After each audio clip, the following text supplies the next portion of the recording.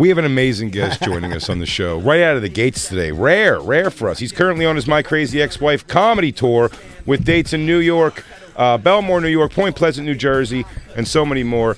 It is the legend, the hilarious Tom Arnold. I'm glad you put legend. I was going to say legend. Guys, I'm 66 and a half. we celebrate. I'm a single dad. My kids are 12 and 9. We celebrate half birthdays. And, when you're older, it's a good thing to be. There's no age. That's whatever, how old we are. We're today old. That's it. One day at a time, Look baby. at us, man. You know what? It sounds, when I listen to you guys, like there's a lot of people here. There's a fucking lot of people here. There's a lot of people. Sometimes people fake it. Yeah. There's a whole bunch. I can't believe that you have, such young children at 66 years old. It really kills my argument whenever Christine brings up children any kind of way in her life. I'm like, we're way past that. Yeah. Oh, you got a kid. How old is Christine, might I ask? Christine, how old are you? Jesus, 40. is she your girlfriend? Yeah. Holy shit. Yeah. Oh, my God. I have to rethink everything. We work together. Does that go bad? You're not too old. I'm going to tell you right now. Yeah, I tell you right now, man. Me and my chick work together. Is that a bad idea, you think? Has she stabbed you yet? Because she will. No, it's a guarantee. It is a guarantee. Wait. Did you really get stabbed? I did. I did. Like how stabbed? Like a little stab? Well, but pretty good. But this part of the body, you want to get stabbed here.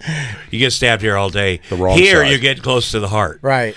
So she was kind enough not to do that. The only reason she didn't stab me in the heart is because I had a tattoo of her fucking face from my nipple to my collarbone. She's like, I don't want to fuck out that beautiful tattoo. I'm going to stab him here. And it's not a big deal.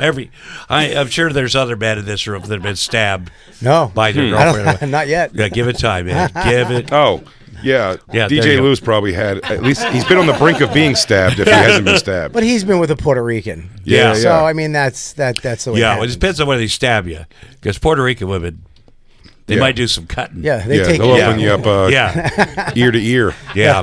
They've been known to take dicks off and throw them away.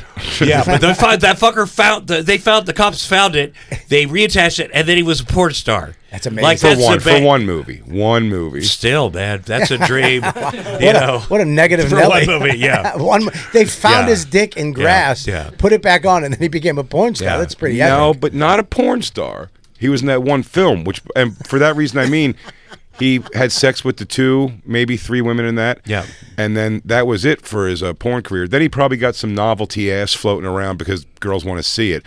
But at the end of the day, not worth having your penis cut off and reattached. No, I would like to. If he was here, I'd say, you got to show me that fucker. Oh, yeah.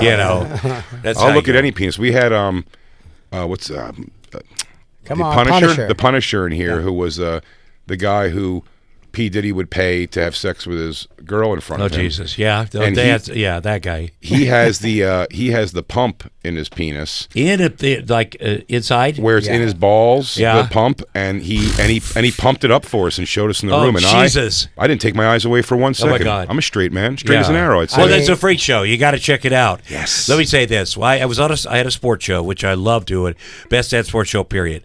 And if you have a show, or you have to, and when the audience watch you, they got to think you're buddies, or they are married, or whatever. So you got bond very quickly. Yeah. So John Sally was our basketball guy, and I'd heard a rumor that he had a big dick for a 7-foot-tall guy. Which, if you had a scale dick for a 7-foot-tall, that's pretty big, right? So, but right before we started filming the first show, I went down to his dressing room and go, Sal, man, I heard a rumor that you had a big dick for a 7-foot-tall guy. And he goes, that is true. I go, well, I got to see the fucker. And it's like, it had an elbow. I shit you not. Like, there's, but that's how we bonded, man. I do. It is strange to be a straight man and marvel at another man's size. Well, I don't like seeing him in my porn, of course. Really? Never. Wow. Never. I'm with Tom. I don't want to. I see a big dick, I'm out. Yeah, there is a Twitter or X, whatever. There's a person on there that puts out the best lesbian porn, and it's free, and they're little vignettes, It's not, if you don't like that one, you swipe up, and then you get what you need. And, when you're, again, a single dad with a 12-year-old, 9-year-old, it's something that you kind of, first of all, you have to leave, go hide in the back bathroom. Yeah, Kids got to be asleep. Get your setup, get your iPad, get your clean up stuff, your Astroglide. And it's not something you can do every day. It's too tiring. I jerked off in my sauna the other day. You did? Yeah, it's in the garage. That's manly. Yeah. Because it's hot. Yeah. Jesus. It's going to dry immediately. No, not mine. How often do you jerk off now that you got that smoking hot girlfriend? Do you ever? Oh, yeah. Yeah. Yeah. 3 times a week. Well, to keep yourself so when you are with your smoking hot girlfriend, you don't like come really quick. You got to keep it down. And I tell these kids, these young people to go out and get in fights. They said, jerk off before you go out to party. It'll slow you down, man. You won't do this crazy shit. Jacob can't. He's a proud boy. Yeah. The Proud Boys aren't allowed to masturbate. I don't know if you can tell by his size and color. He's a chapter leader. Oh, Jesus. Oh, God. Well, he's willing for work purposes to work with a black man and whatever Paco is, but well, so the kind of guests you have are usually like the P. Diddy guy. No, it's all over the place. This is Sirius XM. I've listened. It's 103, right? Yeah. I'm very familiar with what you guys do. I've had Cyndi Lauper walk out on me. It's been a point of contention lately. Yeah. Everybody turned on Cyndi Lauper yesterday. It was disgusting. I mean, he thinks she's fucking gorgeous now. She's very talented. There you go. Her fucking voice is very talented. And by the way, I agree with you. Still adorable. I agree with you. Hey, Jane Fonda is fucking, you'd fuck her, right? Now? She's like 90. Yes. No. I saw her recently. I'm like, yeah, I would, yeah. You know, Not Dolly sure. Parton's sick, so she's out I for know, now. she's gonna go. But there's some older women, I have to tell you, man. You know, Jane Fonda? Yeah. No doubt. You know She's what? like- I take that back. Yeah. I'd throw it to her. Yeah, and she's I don't want to. I would injure her because I'm so big and she's a tiny little woman. But she's also, you know, like one of my heroes. You know, that's great. You know what? Funny. I was at the kids' pediatrician, and a woman came up to me and said, "Hi, it's Jane's daughter, who I remembered." Said, "I have to tell you why I'm out in L.A. My mom." Flew me out, so she wants to do more mother-daughter therapy, and we just had a 9-hour session because she wants to know how to be a better mother. When you're 87, would your mom or dad do that? No. No. They'd be like, "Fuck it." You know, last time I fought with my mom was 15 years ago, screaming on the phone. And at one point, she leaned in and she went, "Bobby, when are you going to realize I'm never going to change?" I thought she was going to tell you she didn't want you. She told me that when I was 3. She used to whisper that in my ear. She used to throw me up. Someday some lady's going to come to the door and go, "Oh, Mrs. Kelly, you have a wrong baby." That's funny. That's right. You and Tom are brothers in sobriety, but Yes. Bobby Yeah. didn't get to have any of the fun years. He had to find sobriety at 15. And his thing is, because he went so hard from 8 10. Yeah, 10, no Started shit. I drinking get first that. from 10 to 15, but the thing is, you didn't really get to. Yeah. Buddy, I got all You the didn't fun really get stuff. to have fun and fuck up on I it. got Yeah. molested. I had all Yeah. the fun Yeah. things. Did you go find the guy like I did? Fucking found him. Yeah, I found him on Yeah. Grindr. We had a good time. I went. You I found tracked really? him down. You what? My guy was and my mother's alcoholic. She was a sloppy fucking parent. She left when I was 4, thank God. But she hooked me up with this man babysitter in our neighborhood who did those things to me. And he would say, my dad would pull up and he had a gun on he was up a little bit higher than our house. He's like, "You know how easy it'd be for me to kill your dad." And so my dad's all we had. So I'm like, okay. But then when I became an adult, when I got sober, clear, I was like, I got to find this guy because I don't want to be at Walmart and have that guy in my hometown of Ottumwa, Iowa, have that guy behind me like, "See the famous guy? I fucked him." I'm like, I'm going to get on top of this shit. Right. So I tracked my brothers. I have 4 younger brothers. They tracked him down in Des Moines, the big city. He's a big church leader, big successful businessman. So I practiced what I was going to do because you don't want to kill somebody, then you're in trouble too. Yeah. Practice it out with my therapist. What I'm going to say, I go up to his office. The receptionist sees me. She's like, "Oh my God, it's Tom Arnold." I go, "Yeah, I'm here to see Terry." "Oh, I'll call him." "Don't call him, please." And so I started walking down the hall, and he came out of his office and kind of this high noon thing, and I start my spiel. "I'm here to give you back the pain and shame you caused as a kid. You try to do that to me now." And he walked right up on me. He's a big dude and stuck his finger in my chest and goes, "Your memories are wrong." And so I know he's been confronted before. For a second, I felt like I was 4. I could smell the laundry in his backyard. I could feel the wood in that thing he put me in. But then I went, fuck, I'm not 4. I'm a big man. So I grabbed his hand, bent it back, and I said, "If you try to do that now, I'd break your fucking neck." And everybody that worked for him saw it. Wow. Because it's Iowa. I'm Tom Arnold, Iowa. Right. So I went out. I felt like a ton of shit off my shoulders, like you're supposed to feel. That went right to the state capitol. Yeah. Walked right in. It was Terry Branstad. He was a Republican, but that's when they were good. Anyway, I walked right in his office and go, Terry, it's past the statute of limitations. Cops can't help me. This guy's about to adopt his fourth son. You need to stop it. And he's like, oh, my God, Tom, that's a federal offense. You asking me is a federal offense. Wow. You were never here. And so I was disappointed. Yeah. But then 5 days later, my brother called and said the adoption fell through and he couldn't do it. And so then I'm like, have I done everything? So I had my brother, my farmhand, go up 6 blocks around his house, kid high, his face, his name, his crimes, and then just keep replacing those. And then I went on Oprah, and they're like, you want to have a pseudonym for that guy? I go, yeah, of course. And I said, what? Terry Williams. I said, right down the pipe. I said, right down. And then at my sister's drug trial, her first one, a woman came up and said, I know who you're talking about because he did it to my husband, who is his brother. Wow. And then 30 other kids came forward. Wow. I'm going to call my sister right now and give her a thing or two. I'm really happy at the end it did come down to you wanting to help other kids too, because it was hilarious in the beginning. You go, and this guy's walking around town. Yeah. And I don't want him thinking, I fucked Tom Arnold. Don't tell people you fucked Tom Arnold. Nobody wants to admit to that anyway. That is the dice you're rolling when you fuck a kid that they might become famous. Yes. Yes, they might. But Tom was saying he doesn't want the guy to have the pleasure of being able to walk around town being like, you guys know who Tom Arnold is? Yeah. I fucked that guy. Yeah, I didn't want to bet. That was my motivation. Number one. It was too much leverage. That would suck if we got T-shirts made. Yeah. And then you have to go around going, I would sell those after my show. I tell you. Go, that was before I was famous. I definitely wouldn't fuck that guy now.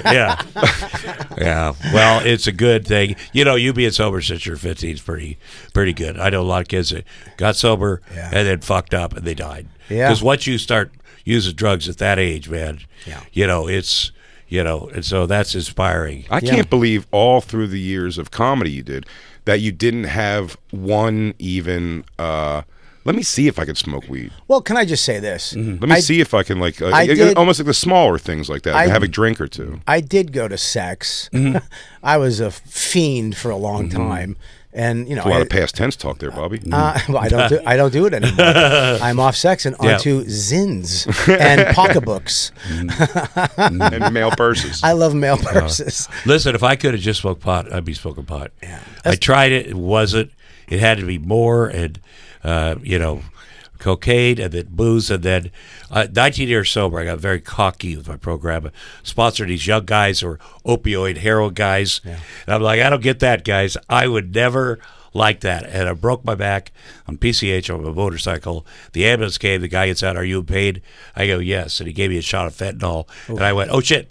That's what I've been looking for my whole life. Wow. So the next year, you know how we get cakes at our birthday, my 20 year, I'm sitting there and I realize I'm not sober. I am still on pain medication from a year ago. Right. So I got to start over. So anything is possible with me. He just got his year last week. Good deal. I tell you what, you get a fucking year. That's great. That's the deal. Yeah. A lot of times the young guys, you got to get 30 days, and then they'll get 30 days. They go, really, it's 60 days. And then it's 90 to get the 90-day chip, but you get a year. That's a real deal. Yeah, it's pretty great. Yeah. It's weird. You wouldn't let me buy him a congratulatory gift until he hit a year. I would not. Yeah. So that's a jinx. Yeah, that's a jinx. Yeah, you don't want to do that. Then fucking a week before he goes out, that would suck. I didn't do that. Go, hey, I know it's not a year exactly yet, but I just want you to know. Yeah, that's it. I bought you this, and you're still a loser. Nothing's changed in my heart. Yeah. Just drive him right back. I had my first sobriety date tattooed on me. Which was very fucking stupid. Which like that I had to have that removed along with Roseanne St. Roseanne's face. It hurts, but it was worth it. Yeah, her face. You got her off? Yeah, I took a year and a half. Yeah. Are you friends now? Just removal? No, we're not fucking friends. Are you shitting me? I thought you... It's laser. It's gone, too. Look at that one. I mean, wow. Star David. I don't know. It'd be funny if you had Cher on the other side. Yeah. I thought there was a point where you became friends again. No. First of all, I saw her once in the last 30 some years. They got you on the roast. I roasted her. Yeah. That's it. Right. And I hadn't seen her in 18 years. That's the perfect scenario. You go, She begs you to roast her. You roast her. They pay you, and then you leave. And then in 18 more years, maybe you'll go roast each other again. Right. That's really my man friends that are like, I'm still best friends with my ex, and they've got somebody else. I go, that's some shady fucking shit. Don't say that out loud, because that's shady. Right. You know, if you have kids with somebody, you have to have some sort of thing, but you can't be best friends and then you got to do. No. Roseanne's hit a wonderful level of not give a shit at all. She's just angry. We had her on Legion of Skanks out at Skankfest last year. Yeah. Was that last year? 2 years ago. Or 2 years ago. Yeah. Violent Jay. Yeah, with Violent Jay from the Insane Clown Posse, and Roseanne was our panel. It was pretty goddamn hilarious. She was crazier than Violent Jay. Yes, she was crazier than Violent Jay. Yeah, absolutely. I'm sure. And then and it's funny because Dave does all the politics stuff. Yeah. I don't know if she even makes the correlation though of what one was to the other. Yeah. But she went at Dave Smith for politics stuff. Oh, yeah. Pretty hard online. And then Dave even kind of wrote back like, oh, I love you still. He's just he's like, he can't get past it. He's like, is that Roseanne from TV? Like, getting mad at me? It's like, it's hard to separate where they're having a political debate. He's like, oh, no, I don't want a political debate with you. You're Roseanne. He's a pretty smart political debater. Dave? Dave goes hard. Yeah, he knows big words. He does. He knows. I mean, he says shit, and I'm like, what the fuck? It's like if you've got to have one Christian friend that knows the Bible to throw in other people's faces. We're like, according to the Bible, I could kill everybody here. Well, according to like I've never read the Bible or the Torah, but it's good to have somebody smart that way. Now you're single now. I am single. I have 4 ex-wives, 2 little kids. Would you do it again? Well, here's the thing: you can have 3 ex-wives and still kind of go women. Right, buddy? Women. But if you have 4 ex-wives, you go, holy shit, it's me. Yeah. And it is me. So I've had a date in 8 years. When I do it again, the tour's called My Crazy Ex-Wife Tour, and everybody's like, I know which ex-wife, Roseanne. And I'm like, she's not even close to my craziest ex-wife. We didn't have kids together. Right. The worst thing she did, I guess, was host Saturday Night Live and say, Tom Arnold has a 3-inch penis, which is confidential. Don't take that shit to the grave, woman. But, so, if we ever had anything, please don't say this publicly. Can I say something real quick? Yeah. Like I wanted to see the big wong. I'd love to see this little one. Yeah. It's in the middle somewhere. Well, but when she said it, I'm like, even a 747 looks small when it flies over the Grand Canyon. It's all your perspective. But and then I had kids with my 4th ex-wife, and usually you have kids with somebody you hate them, like fuck it. I love the kids more than I hate you. I have a 12-year-old too. Yeah, it's exhausting. Yeah. It's the best thing in the world. It is the best thing in the world. But it's fucking, you know what I mean? I miss the days where I used to sleep till 3. Yeah. Now I have to wake up. He'll wake me up, get up. And I'm just like, oh, no, okay. They do that. They don't want you sleeping. I don't want you sleeping. Yeah. It's like my wife doesn't want me sleeping. Yeah. She'll tap me on the face with something. Good. Nobody wants me taking naps at all. Well, they might think you're dying. And everything, That is true. My 9-year-old daughter, I'm so grateful I have a daughter. My son's 12. She will do a thing. Once in a while, I get back in my bed, lay on my bed with my iPad to catch up on life. And as soon as I lay down, she's very brave. She's a gymnast. She's very. I all of a sudden hear, trust fall back of the couch. I'm like, what the fuck is she saying? Trust fall back of the couch. I'm like, trust fall. Fuck. And I have jump up, which you don't want to do when you're my age. You have to take a knee. And every time she just falls backwards, she knows I'm going to catch her. And the last time I caught her right down here, which is not great for the back. But, they're, and I feel like I'm an older dad. These kids deserve everything. I had to get down with my son. We were fishing, and he goes, let's just sit down. And I had to get down, and I got down like a baby elephant. I had to go one knee, and then the other knee, and then just plop on my fucking ass bone. Yeah. And he's like, you all right? I'm like, I'm fine. Relax. It's good to sit down, though. Oh. My daughter, I have never said no to her when I walked out. Daddy, will you play with me? Yes. I don't say, what are we going to play? And she's like, Squishmallows. I go, let's play okay, Squishmallows is a stuffed easy. She dumps on the floor. I go, how do we play, honey? We sit on the floor. She tells me, okay, I'm in there. Nice, yeah. Can we lay down? Can I lay down like I do with my son and play football and break the house up? But, I will be a much better date if I ever have another one because of my daughter. Yeah. Because I'm so freaking patient. I did not know I was this patient. I do stuff I don't want to do, and I end up loving it. Like Squishmallows. Like if a woman asks me, hey, do you want to hike Runyon Canyon? I'd be like, no. do that with your friends. Like that would be my. And now maybe I'll try to hike Runyon Canyon. You know? It's the worst thing in LA when I lived there is that everybody's like, "We're doing Runyon." I was like, "Fuck me." Yeah, I've done it. Well, you do it once, and those fucking stairs. It stinks. Going up, and then there's somebody famous. I was going up. Matthew McConaughey was running backwards down, shirtless. I was like, "Fuck this." Of course, fuck that. Playing bongos. Can we just go to Quiznos? Yeah, no shit. You know, it's funny. Do you wish that you would? My billfold's hurt me, and it's not even in my back pocket. I'm imagining it's hurt mine. Experiencing like being a father now, do you wish a part of you wish you had kids younger at all? No, I think this is the exact right time. When I was 18, after high school, I worked for 3 years at a meatpacking plant on the kill floor to save money so I could go to college. Because I'm like, if I get up to the University of Iowa, they have a stage, I'll be famous in 2 weeks. That's not how it works. But when I was 18, my 17-year-old girlfriend, who was still in high school, told me she's pregnant. And I'm like, okay, that's it, man. That's how these fuckers are okay working here. They got families. So I go down. I lived in Ottumwa, Iowa, small southeast Iowa. I had to go to Memphis, Missouri, where her dad, who was like a 6'6", a farmer who hated me already. So I had to go to, sir, I'd like to ask for Tammy's hand in marriage. We're having a baby, and he wanted to kill me. What's he going to do?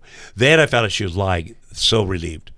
I go, I got a second chance, man. Right. Because my parents were 18 She said you have to go talk to the father for nothing. Yeah, she fucking did. She was lying. She just wanted to get you killed by her father. Yeah, she did. Wasn't that she didn't know how to break up. Wasn't that the B plot in Greece? Yeah, Rizzo. Yeah. You were dating a young Rizzo. I did a movie with that woman. She's great. I did She's really Stockard good. Channing. Yeah. I did all of my fathering through my 20s. Yeah. And then my daughter just turned 23. Yeah, you do it early. You either have the early and then you enjoy your 40s and 50s, or you do what we did and then you're just lying on the floor. Yeah, but this is what it's meant to be for me. But there's different approaches to it too. My daughter, I said this before, she has every recollection of us being broke, of us figuring it out, and kind of hopefully has like an appreciation for those things. Yeah. But there is something because you, Dave, and Lewis have young children and are around. We're all around the same era of age, and it's much easier. Like I don't see them stressed out as much because they can handle shit. I wish they had that. You know what I mean? Because I just found a lacrosse stick, an $850 lacrosse stick, in the mud in the backyard. Right. And I wanted to I didn't even know what lacrosse was. I was so poor. Yeah. You know what I mean? Yeah. What is it? I told him before. My mom, she goes, "Go in the backyard and play." I go, "With what?" She handed me a spoon.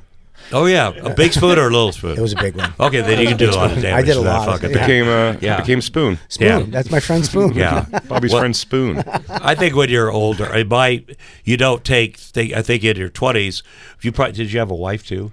Like a backup. Yeah. You have a wife, right? I have a wife that lives with you. Yeah, we were married for 18 years. That helps. Yeah. You got a little bit of backup. Oh yeah, it helps. But when you're, it's great because I started at 54 with the kids because I don't take anything for granted. Like who knows, tomorrow, I've had some health issues. The mom, but I will say, I asked my daughter, "Hey, remember when we went to Hawaii?" She goes, "No."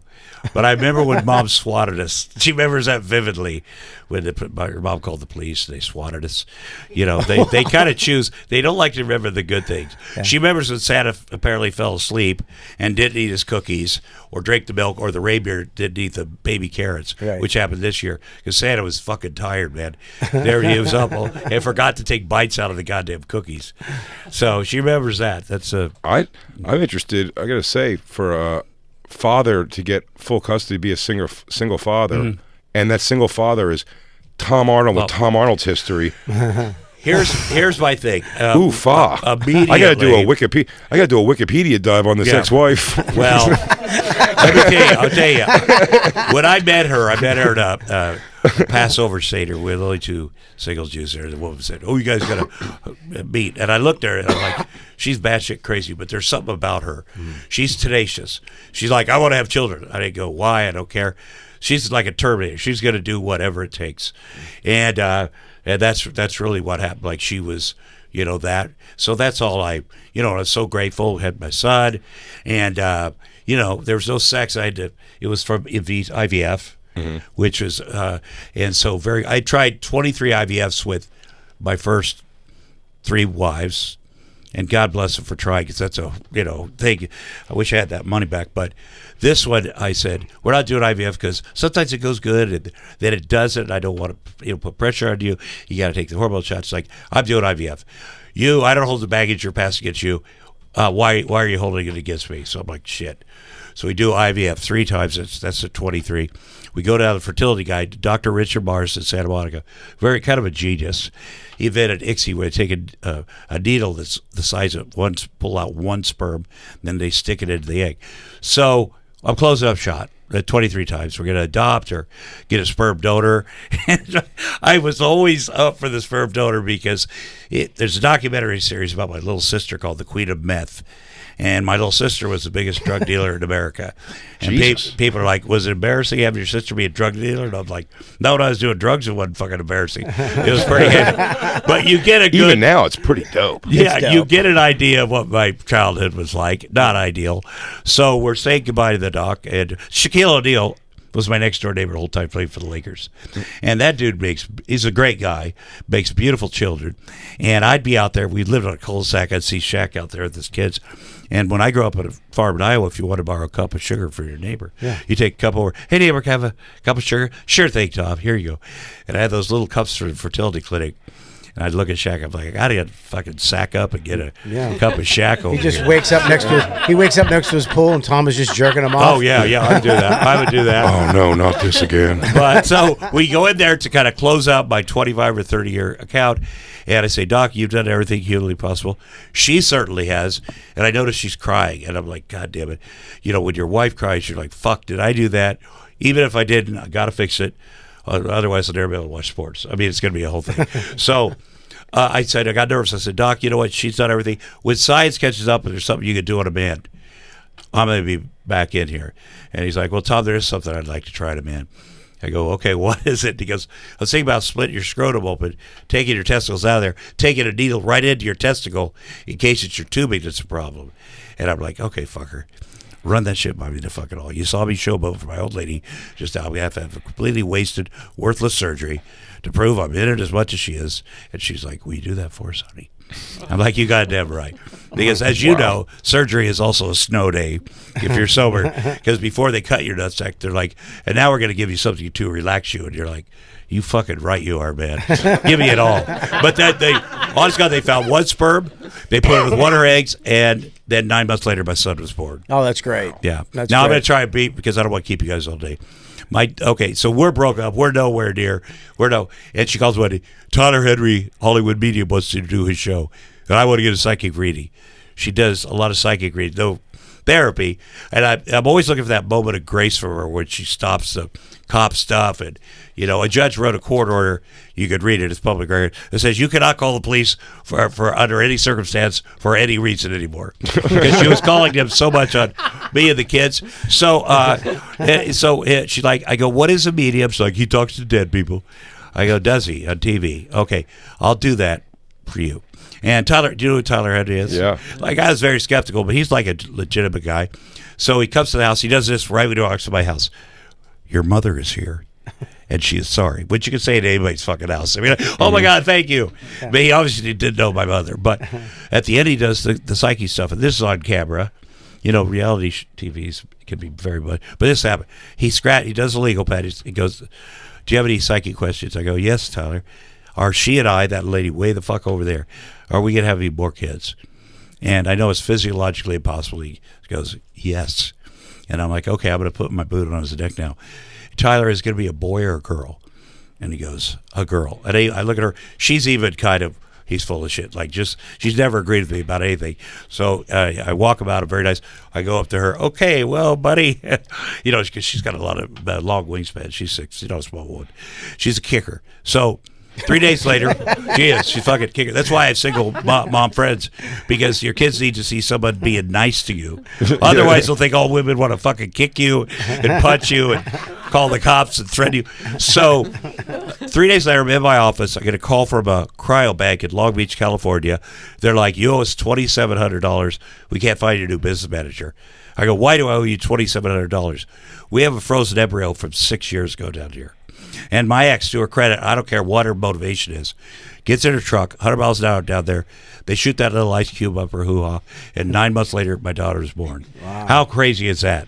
I think that this medium kid told you that, ran down to the sperm bank, donated his own sperm, boom, told him to call you. This is the long grift. Yeah. It's the long game he played. Yeah. You need to see if your daughter can talk to the spirits. Yeah, that's a good idea. Well, Roseanne and I went to, because sperm banks, I'll tell you about the guy. Yeah. And I'd pick out a guy like he's 6'7", maybe junior high education. And then Roseanne would go for these short little guys who went to Harvard. We could never decide on what we wanted to do. My thing was like, let's just get a giant kid over here. Yeah, get a giant kid. That's a nice thing. It's so funny that your relationship with Roseanne it's demonized in so many ways, obviously, but it looked like for a minute you guys were having a fucking we had blast. A lot of fun. Yeah, we met. You guys were really Bonnie and Clyding. Really, everybody turned on you, and you guys were like, "Fuck you!" It was like such a fun thing to be a part, especially when you know now that you've come out on the other side of it. Yeah. Well, we met when I was 23. I lived in the Midwest. I started doing comedy in Minneapolis. They had clubs up there, and the club owner was like, I saw a woman in Denver. You know, she wasn't famous yet, but he said, she's awesome. You guys will hit it off. She's coming in next week. You guys do the show. And she was such a great fucking comedian. Like, I'd never seen anything like it. She was so different than me, too. You know, she was older. She had a family, but she was super liberal, feminist, all that stuff. And I just come from a meatpacking plant. And so she liked that because I would defend her. But we worked together. We borrowed the MC's car. Liz Winstead, do you know who she is? Sure. Yeah. Yep. Ask her about this. We're like, we didn't have a car. Liz, can we borrow your car? We never came back. Like a week later, she's looking for it. We went out partying so fucking hard. And then we would get together every 3 months and go do shows somewhere. I started writing her jokes for Johnny Carson. What a great honor to see you. Somebody do your joke that you wrote on Johnny Carson. Yeah. So we partied a lot. Then it came time. She had an HBO special, wanted me to play her dream husband. So I went out to L.A., did it. Then she got the show. She goes, first she wanted me to be the husband on Roseanne. And I'm like, I don't know if I'm qualified for that. I'll just write. Right. You know, so that's why I went out there to write. I brought my fiance from Minneapolis. I either have a lot of fiancés or wives. And I had no idea that Roseanne liked me. And the second year of the show, fiancé left, of course. And she's like, hey, nobody likes either one of us. We should get married. And I'm like, that's solid. That is solid. And, but we had fun. You can see videos of when I was like 28 fighting because she'd be like, my fucking mullet. She'd be like, get that guy. And I'd do it, get arrested, just all kinds of stupid shit. But it's funny to watch now. But yeah, it was very good for a while. I mean, we really were the only people that liked each other genuinely. And you caused a lot of trouble back then. You had a lot of power. If we called the news, they'd put us live on the news. Well, that's what I was saying. She was all. Do you think was she running from something? Was she trying to because again, I wonder did she kind of lock down her life younger and then started to get money and success and was wanted to go wild a little bit? Well, she definitely locked down her life earlier. And if you read her book, her husband cheated on her and came home and said, it was sitting on the shitter and said, I cheated on you because you're fat. And she lost 100 pounds immediately and went and cheated with every fucking dude she could.